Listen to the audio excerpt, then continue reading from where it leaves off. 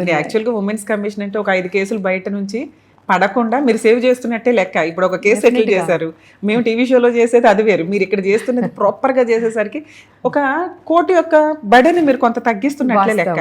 జనాలకి maximum women's commission ఎక్కడుందనేది తెలియకపోవడమో, లేదా అక్కడికి వెళ్తే మనకి న్యాయం జరిగింది అట్లీస్ట్ మీకు ఒక 1 సెంటర్ అనే ప్రొసీడింగ్స్లో మీరు ఇక్కడికి అప్రోచ్ అయితే 100% మీకు ఏం చేయగలరు. ఇప్పటిదాకా మేడం చెప్పారు, పోలీసులకి రిఫర్ చేయడమా, లేకపోతే ఫ్రీ అడ్వకేట్, లీగల్ అడ్వకేట్స్ ఉంటారు, ఆల్రెడీ లీగల్ సెల్ అథారిటీస్ నుంచి రిఫర్ చేయడమా అనే ప్రొసీడింగ్స్ కూడా ఉంటాయి. సో మీరు ఫాల్స్ అడ్వకేట్స్ చేతుల్లో ఇబ్బంది పడొద్దు. ఫీజులు ఇచ్చుకోలేని వాళ్ళు న్యాయం కోసం ఖచ్చితంగా ఉమెన్స్ కమిషన్ని మీరు అప్రోచ్ అవ్వచ్చు. మేడం మీకు ఏమైనా థ్రెట్ కాల్స్ కానీ ఇట్లాంటివి వస్తుంటాయి, థ్రెట్ చేసేవాళ్ళు కానీ, మిమ్మల్ని బెదిరించేవాళ్ళు, అంటే ఇట్లాంటి కేసులు బాగా నెంబర్ ఆఫ్ చేస్తుంటాం, మాకు ఎట్లాగో వస్తాయి.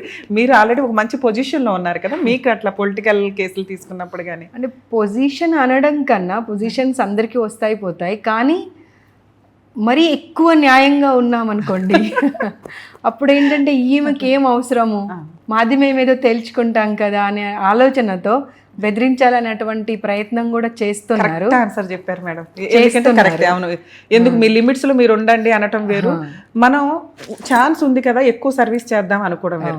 మీరు 100% ఇందాక రూల్ 18 years కాకుండా ఎవరికి అన్యాయం జరిగినా నేనున్నాను మహిళలకి అనే మాట ఇందాక అన్నారు. సో అలా చేస్తున్నప్పుడు ఖచ్చితంగా మీరు వెళ్ళిన రైట్స్ నాకు ఒక ఐడియా వస్తుంది, కొంచెం థ్రెట్స్ ఉంటాయి అనేది. ఎట్లా అంటే కాలేజెస్ ఇవన్నీ విజిట్ వెళ్ళాను కదా, వెళ్ళిన తర్వాత కొన్ని కమెంట్స్ కూడా, అంటే తెలియని వాళ్ళు ఒక 100లో 99.9% అందరికీ తెలుసు. ఇప్పుడు నేను కాలేజ్ విజిట్కి వెళ్ళాను వాళ్ళ సేఫ్టీ గురించి, సెక్యూరిటీ గురించి, అన్నింటి గురించి. అంటే దాని అర్థము నేను ఒక విషయాన్ని పబ్లిక్ ముందు తీసుకొచ్చాను, ప్రజల ముందుకు తీసుకొచ్చాను, గవర్నమెంట్ ముందుకు తీసుకొచ్చాను. బట్ పరిష్కారం అనేది 100% మహిళా కమిషనే చేయాలని అర్థం కాదు, అది పబ్లిక్ అర్థం చేసుకోవాల్సిన అవసరం ఉంది.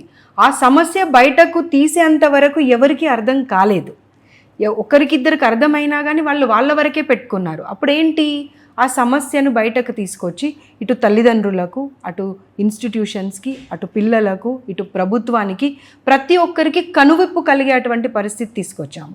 ఆ కనువిప్పుతో పాటుగా చాలామంది అంటే మళ్ళీ మన కాలేజ్కి వచ్చి ఎక్కడ మన మీద అని జాగ్రత్త పడి మంచి ఫెసిలిటీస్, మంచి భోజనము ప్రొవైడ్ చేస్తూ సెక్యూరిటీ ఇచ్చినటువంటి విషయాలు ఉన్నాయి. కాబట్టి ఆ 0.1% ఎవరైతే ఉన్నారో కాస్త విఘ్నతతోని ఆలోచించి నేను ఈ రాంగ్ కమెంట్ పెట్టడం వల్ల ఏం లాభం జరుగుతుంది, ఏం నష్టం జరుగుతుంది ఆలోచించి మనం కమెంట్ పెట్టాలి.